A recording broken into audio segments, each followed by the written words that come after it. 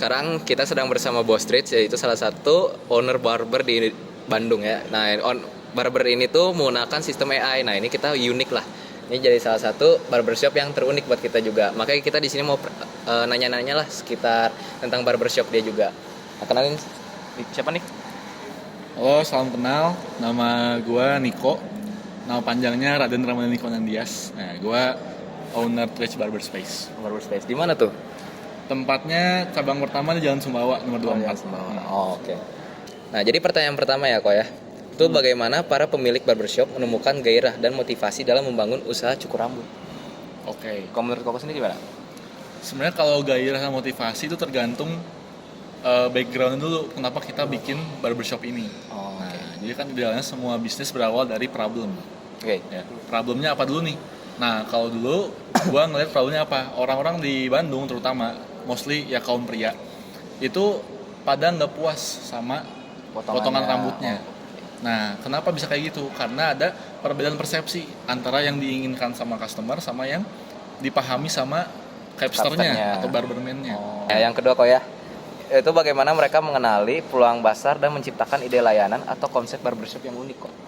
Oke, jadi idealnya setiap bisnis kan perlu ada USP, ya, Unique Selling Proposition. Nah, itu yang membedakan kita sama bisnis lain dong. Betul. Nah, kalau di Tretch itu apa yang membedakan? Kita pakai teknologi. Nah, teknologi ini bukan untuk menggantikan sumber daya manusia, tapi untuk melengkapi. Untuk melengkapi ya. Nah, kita pakai apa? Kita pakai AI sama 3D modeling, sama big data juga.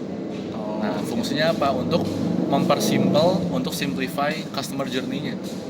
Supaya apa? Supaya customer experience-nya semakin tinggi. Itu. Oke. Itu. Terus di sini saya ingin menanyakan yang nomor 3 ya. Untuk nomor 3, bagaimana mereka melakukan analisis kelayakan sebelum membuka atau mengembangkan barbershop? Misalnya dari sisi lokasi, modal, SDM dan tren gaya rambut gitu. Oke. Nah, jadi di awal kita pasti bikin feasibility study dulu, ya. Dari segi finance-nya, operation-nya, marketing-nya, site-nya gitu ya, venue segala macam pasti kita analisis dulu, ini bisa atau enggak. Nah, tapi yang paling penting sebenarnya dari apa? Kita survei pasar dulu. Nah, kira-kira nih kita membawakan solusi yang akan diperjualbelikan itu kan. Kira-kira diterima nggak sih sama market? Terus yang nomor 4, model bisnis seperti apa yang mereka terapkan dalam menjalankan barbershop gitu. Misalnya premium, middle, low cost atau membership atau gimana?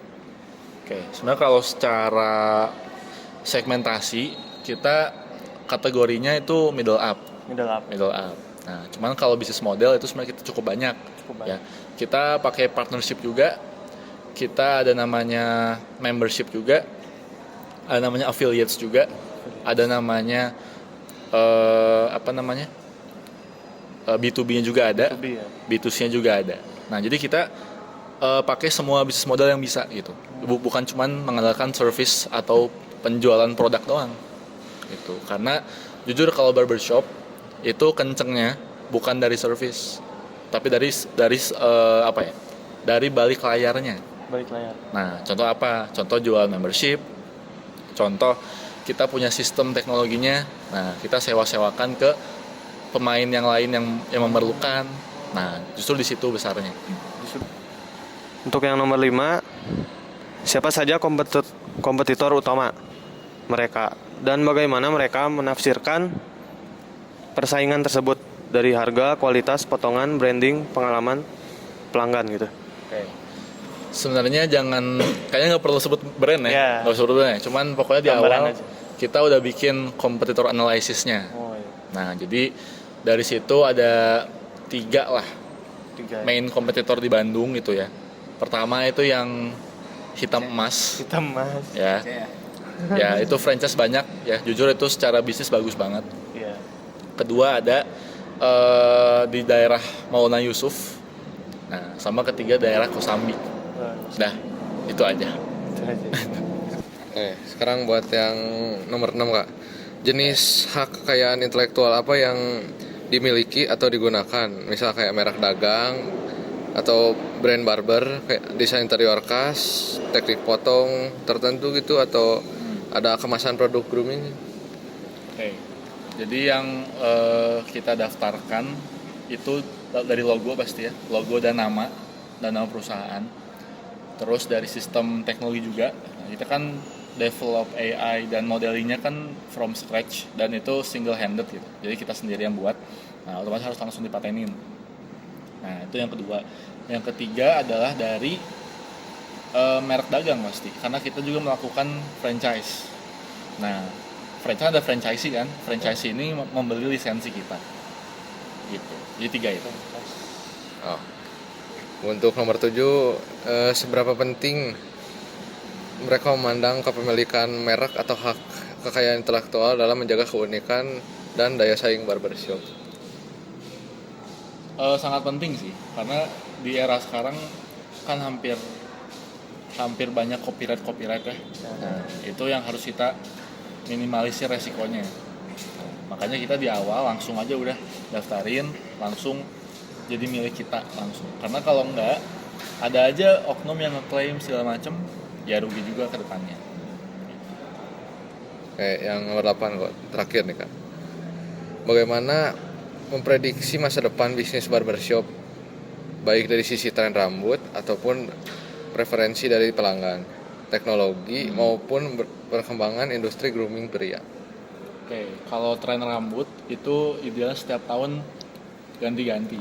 Ya. Cuman kalau tren 2026 nih, kemungkinan besar orang akan lebih ekspresif, nggak terlalu mikirin, oh harus ngikutin apa culture ini atau apa, nggak. Mereka yang gue lihat ya lebih bisa berani beda. Kalau tren 2026 itu dari tren. Kalau dari industri itu kelihatannya sih sudah cukup jenuh.